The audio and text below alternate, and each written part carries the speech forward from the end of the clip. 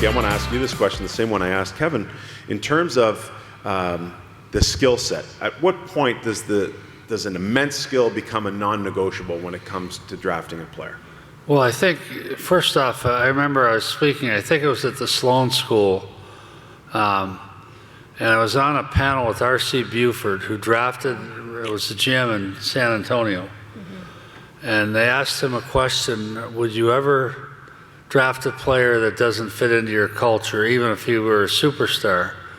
And he didn't hesitate. He said, no, San Antonio, it's not negotiable, and we're not gonna negotiate it, and we don't need the headache. We only draft players we think will enjoy San Antonio, enjoy a small market, enjoy Pop as the coach, and fit in. They have to fit in here, in other words. We're only gonna draft players that we are comfortable fit in here.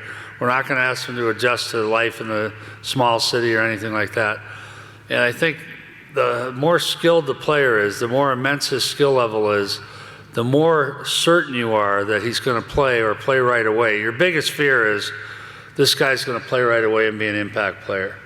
And now you see some red flags from Dana or whatever. And at some point, you've got to decide what it's worth, whether it's worth the headache. I remember speaking, and you might have even been there, Dana. I was talking to the Indianapolis Colts about draft philosophy and drafting, and I finished, and the scout couldn't wait to put his hand up. And I was talking about this and that and how important character was, and he said, that's great. He said, where do you scout? I said, well, Canada and Europe and wealthy parts of the US. He said, my territory is Chicago. He said, I've drafted players with 2 felony charges against them. He said, what part of the world are you from?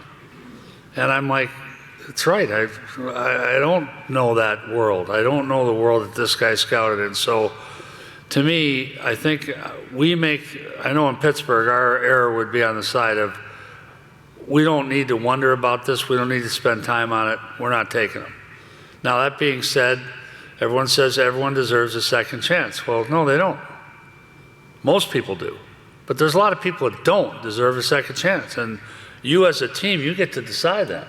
We get to decide if you deserve a second chance or not. So if you're a doctor and you perform some horrible make a big mistake and lose your medical license, guess what?